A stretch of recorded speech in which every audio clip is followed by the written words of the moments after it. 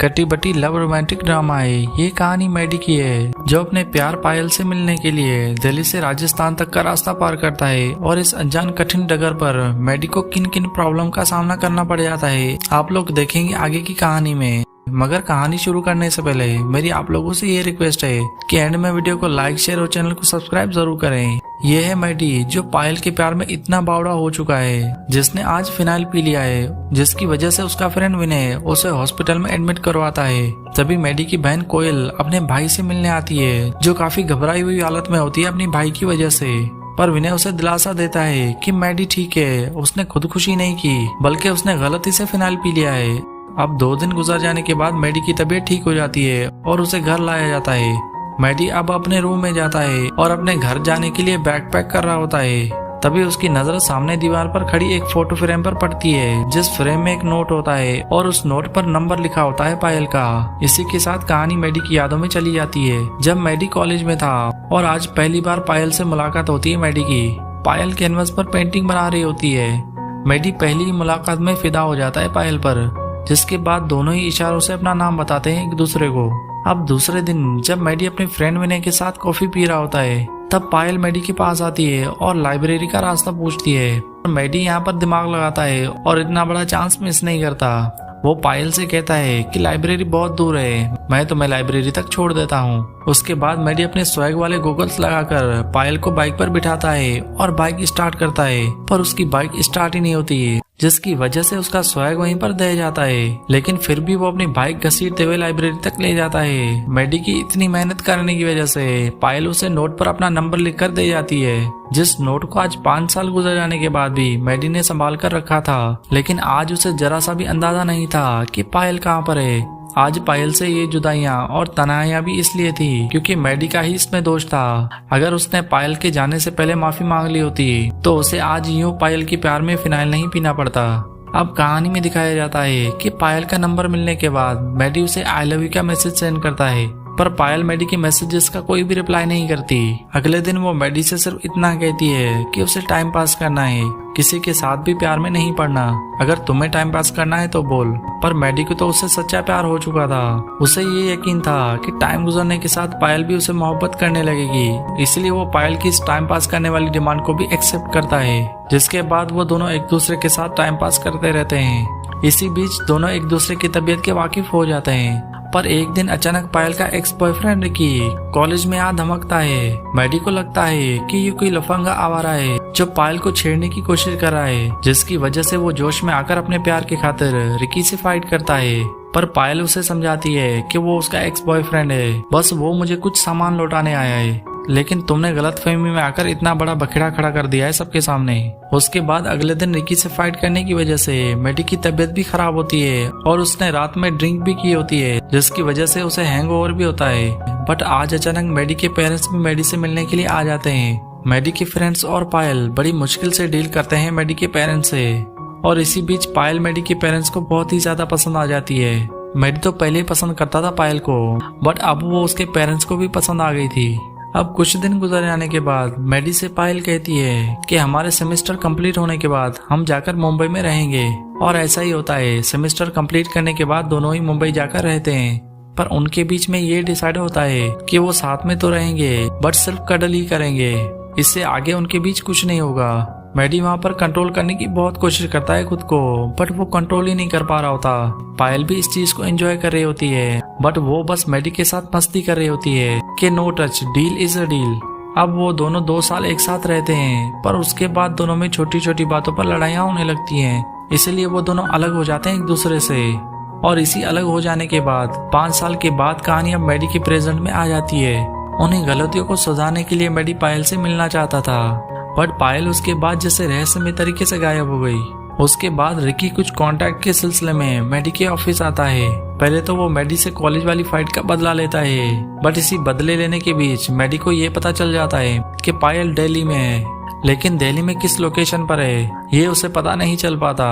अब पायल का दिल्ली में एड्रेस पता करने के लिए मैडी पायल की कॉलेज फ्रेंड श्वेता से मिलता है। श्वेता कहती है वो उसे पायल का नंबर नहीं देगी क्योंकि पायल उसे बहुत नाराज है और वो बात भी नहीं करना चाहती तुमसे।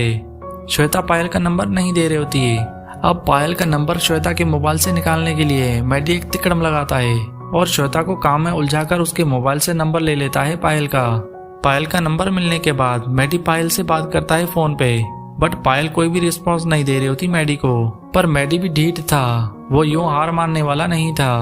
वो अब दिल्ली जाता है पायल को ढूंढने के लिए। मैडी पायल की दूसरी फ्रेंड टीना से मिलता है। मैडी टीना से पायल के बारे में पूछता है। टीना मैडी से झूठ बोलती है कि कॉलेज छोड़ने के बाद उसने कांटेक्ट भी नहीं किया पायल से और उसके बाद उसे कुछ नहीं पता पायल के बारे में। बट टीना के शॉप पे काम करने वाले एक वर्कर से मैडी को पता लग जाता है कि पायल की शादी हो रही है रिकी के साथ। मैडी को जब ये बात पता चलती है तो वो पूरी तरह से शॉक हो जाता है। उसके बाद मैडी पायल के कछुए के लिए कुछ खाना लेने जाता है एक शॉप पर। तभी वो फोन पर कोयल से बात कर रहा होता है पायल के बारे में। मैडी जिस शॉप पर होता है उस शॉप का शॉपकीपर जिस आदमी का नाम रॉजर था सारी बातें सुन लेता है मैडी की और उसे अंदाजा हो जाता है कि यहाँ पर प्यार का चक्कर है। रॉजर के साथ प्यार में कुछ इस तरह का घट चुका था पहले। उसे ये एहसास था कि किसी के साथ प्यार होने के बाद अगर उससे ब्रेकअप हो जाए तो दिल किस तरह टूट जाता है। रॉजर अब मैडी से बात करता है और उससे फ्रेंडशिप कर लेता है, जिसके बाद वो अपने प्यार के बारे में सब कुछ बताता है मैडी को। मैडी को जब यकीन हो जाता है रॉजर पे तो वो भी रॉजर को अपने और अपने पायल के बारे में सब कुछ बताता है। मैडी की बातें सुनकर रॉजर मैडी से कहता है कि मेरी तो कहानी अधूरी रह गई, लेकिन मेरे दोस्त मैं तुम्हारी कहानी कंप्लीट करने में फुली हेल्प करूंगा तुम्हारी। रॉजर शॉपकीपर के साथ एक सिंगर भी होता है और उसका अपना एक बैंड भी था जिसमें सभी लोग मैडी और रॉजर की तरह ही घायल थे अपने प्यार में। मैडी बैंड के लोगों को पायल के साथ बिताए हुए हर पल, यहाँ तक पायल का एक्स बॉयफ्रेंड रिकी के बारे में भी बताता है। जब मैडी रिकी के बारे में सबको बता रहा होता है तभी उसे याद आता है कि रिकी का बाप बहुत ही ज्यादा लालची है। इसलिए अब मैडी रिकी के बाप के पास जाता है और उसे एक ऑफर देता है कि जो कॉन्ट्रैक्ट हमारी कंपनी ने आपको दिया है उस पर हम 50% का डिस्काउंट दे रहे हैं। जब रिकी का बाप मिस्टर आहूजा ये बात सुनता है तो उसकी खुशी का कोई ठिकाना ही नहीं रहता कि आपकी बेटे की जहाँ पर शादी हो रही है प्लीज हमें उसका एड्रेस दीजिए, हम कुछ कंपनी की तरफ से गिफ्ट भेजेंगे आपके बेटे के लिए। बट यहाँ पर जल्दबाजी में मिस्टर आहूजा उसकी बात को ध्यान ही नहीं दे पाते, जिसकी वजह से मैडी को रिकी और पायल की शादी का एड्रेस नहीं मिल पाता। लेकिन जब मैडी बाहर आता है कंपनी से तो वो वहाँ पर पायल को देखता है जो मिस्टर आहूजा के साथ जा रही होती है। वो पायल को बहुत आवाज लगाता है बट पायल उसकी बात सुनकर भी अनसुनी कर देती है और मैडी को इग्नोर करते हुए आगे बढ़ जाती है। मैडी अब वापस लौट आता है रॉजर के पास, बट यहाँ पर मैडी को एक कॉल आती है जो कॉल पायल ने ही की होती है। पायल मैडी से कहती है कि अब सब कुछ खत्म हो चुका है, कल उसकी और रिकी की शादी है, प्लीज तुम जहाँ से आए हो वापस चले जाओ।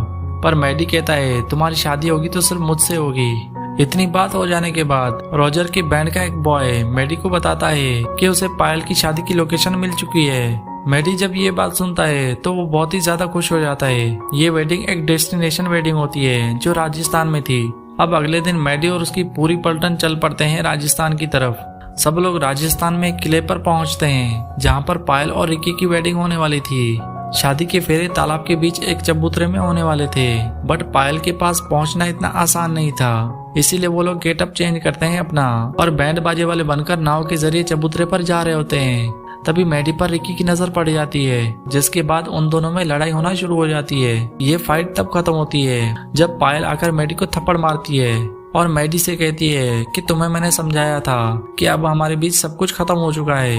पायल की इसी थप्पड़ के साथ मैडी को अपना जवाब मिल जाता है कि पायल सच में उसे प्यार नहीं करती। इतनी कोशिश की उसने अपने प्यार को पाने के लिए, बट पायल कभी उसकी थी ही नहीं। ये बात सोचकर मैडी अपने घर लौट रहा होता है। तभी वो वापस जाने के लिए अपनी फ्लाइट का इंतजार कर रहा होता है एयरपोर्ट पर। मैडी के साथ उसकी बहन कोयल भी होती है।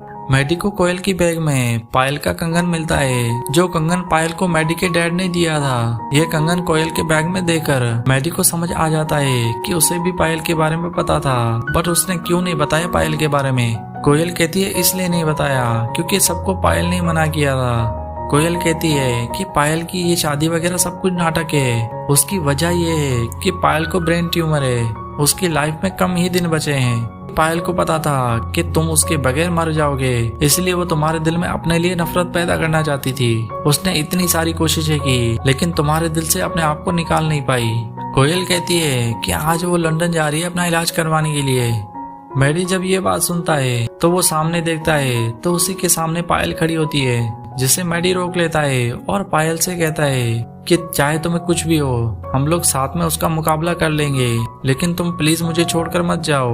पायल भी मैडी को छोड़ना नहीं चाहती थी। अब तो पायल की बीमारी के बारे में पता चल गया था मैडी को, इसलिए पायल नहीं जाती और उसी के साथ रहने लगती है। अब मैडी और पायल दोनों एक दूसरे से शादी भी करते हैं, पर पायल की जिंदगी जैसे रेत की तरह ही फिसलती चली जा रही थी मैडी के हाथों से, बिल्कुल उस रेत की तरह जिसे कितना भी मजबूती से पकड़ो लेकिन वो जरे में बदलकर निकल ही जाती है हाथों से। और इसी मिसाल की तरह ही एक दिन मैडी की हथेली से पायल निकल जाती है और यहीं पर ये सच्ची प्यार की कहानी दी एंड हो जाती है। तो कैसी लगी आप लोगों की ये प्यारी सी लव स्टोरी? अगर पसंद आई हो तो दिल से इस वीडियो को लाइक, शेयर और चैनल को सब्सक्राइब कर देना।